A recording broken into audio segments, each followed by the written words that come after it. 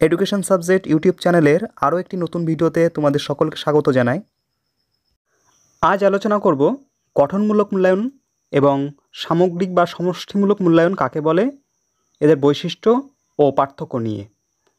আলোচনার আগে বলবো, যারা যারা আমার চ্যানেলে নতুন তারা প্লিজ আমার চ্যানেলটিকে সাবস্ক্রাইব করো আর পাশে থাকা বেল আইকনটি অল করে রাখো পরবর্তী এডুকেশন সাবজেক্টের ভিডিওগুলির নোটিফিকেশন পাওয়ার জন্য। গঠনমূলক মূল্যায়ন শিক্ষণ কার্যক্রমে নিয়োজিত সকল উপাদান, পদ্ধতি, কৌশল ইত্যাদির কার্যকারিতা যাচাই করে উদ্দেশ্য বাস্তবায়ন বা কার্যক্রমের লক্ষ্যমাত্রায় পৌঁছানোর জন্য যে মূল্যায়ন ব্যবস্থা তাকে বলা হয় গঠনমূলক মূল্যায়ন। এই ধরনের মূল্যায়ন কার্যক্রমের শুরু থেকে শেষ পর্যন্ত চলে।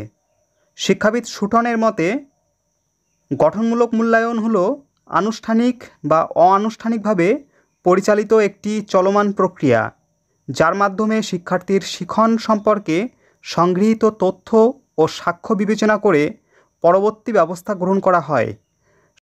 সাধারণভাবে বলা যায় এটি হলো কোনো কোর্স বা কার্যক্রম চলাকালীন মূল্যায়ন, যেটি মূল্য যাচাইয়ের মাধ্যমে সম্পাদন করা হয়। গঠনমূলক মূল্যায়নের প্রধান ক্ষেত্র হলো শ্রেণীকক্ষ। শ্রেণীকক্ষে শিখন কীভাবে ঘটছে, কতটুকু ঘটছে সে সম্পর্কে শিক্ষক ও শিক্ষার্থীকে ফলাবর্তন প্রদানের মাধ্যমে গঠনমূলক মূল্যায়ন পরিচালিত হয়। এই গঠনমূলক মূল্যায়নের বৈশিষ্ট্য: 1 নাম্বার, শিক্ষার্থীর তাৎক্ষণিক সমস্যা সমাধানে সাহায্য করে।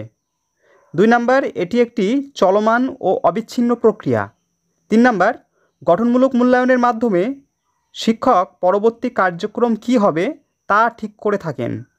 4 নাম্বার, গঠনমূলক মূল্যায়ন আনুষ্ঠানিক এবং অনানুষ্ঠানিক দুইভাবেই সম্পন্ন করা যায়। 5 নাম্বার, এটি দৈনিক, সাপ্তাহিক, মাসিক, ত্রৈমাসিক বা যে কোনো পিরিয়ড ভিত্তিক মূল্যায়ন হতে পারে। এই মূল্যায়নের জন্য সময়সীমা বা প্রয়োগক্ষেত্র সম্পর্কে কোনো ধরাবাঁধা নিয়ম নেই। 6 নাম্বার, উদ্দেশ্য অনুযায়ী শেখানো কার্যক্রম কতটা অগ্রসর হচ্ছে তার একটি তদারকি প্রক্রিয়া।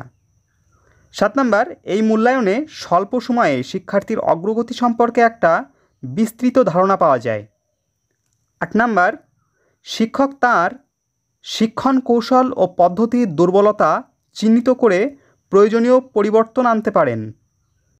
9 নাম্বার, শিক্ষাক্রম বাস্তবায়নের সুবিধা ও অসুবিধাসমূহ জানা যায় এবং শিক্ষাক্রম নবায়ন ও পরিমার্জনে সহায়তা করে।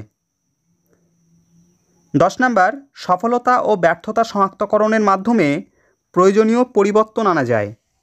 এবার জানব সমষ্টিমূলক মূল্যায়ন সম্পর্কে। কোনো শিক্ষা পরিকল্পনা বা শিক্ষা কার্যক্রমের শেষে এসে যে মূল্যায়ন করা হয় তাকে সমষ্টিমূলক মূল্যায়ন বলে। একে অনেক সময় চূড়ান্ত বা প্রান্তিক মূল্যায়নও বলা যায়। আর.এল. প্যাটেলের মতে কোনো কর্মকাণ্ড সম্পর্কে পূর্ণাঙ্গ বা সর্বশেষ মূল্যায়ন বা সিদ্ধান্তকে সমষ্টিমূলক মূল্যায়ন বলে। এর প্রাথমিক উদ্দেশ্যসমূহ হলো গ্রেড নির্ণয়, শিক্ষণ দক্ষতার বিচার, শিক্ষাক্রমের পর্যালোচনা, ভবিষ্যৎ পরিকল্পনায় উপযুক্ত সিদ্ধান্ত গ্রহণ, শিক্ষার্থীর পারদর্শিতা সামগ্রিকভাবে মূল্যায়ন, শিক্ষণ পদ্ধতির কার্যকারিতা যাচাই ইত্যাদি।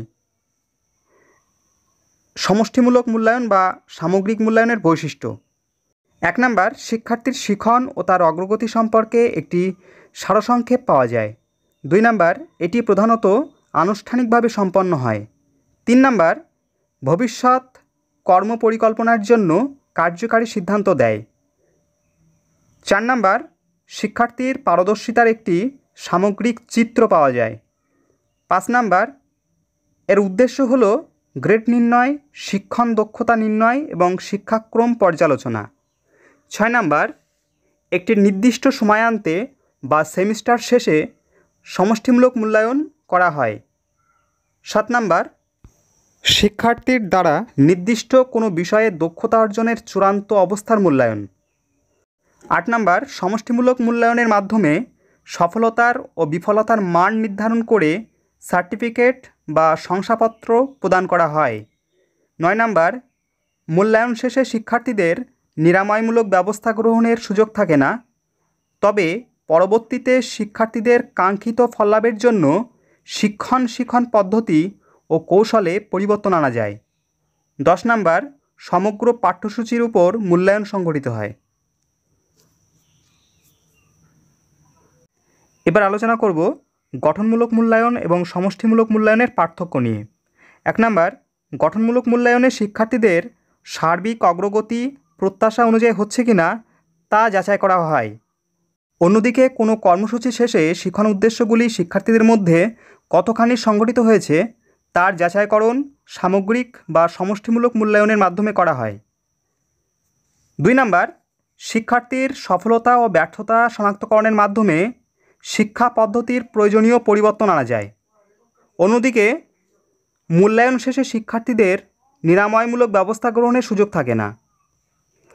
3 নাম্বার, গঠনমূলক মূল্যায়নে সাধারণত শিক্ষক নির্মিত অভিক্ষা বা আদর্শায়িত অভিক্ষা প্রয়োগ করা হয়ে থাকে, যেমন সহপাঠক্রমিক কার্যাবলী, পর্যবেক্ষণ, তথ্য সংগ্রহ ইত্যাদি। অন্যদিকে সমষ্টিমূলক মূল্যায়নে সর্বজন গ্রাহ্য, নির্ভরযোগ্য এবং যথার্থ কৌশল ব্যবহৃত হয়, যেমন বিদ্যালয়ে বার্ষিক পরীক্ষা, মাধ্যমিক পরীক্ষা ইত্যাদি।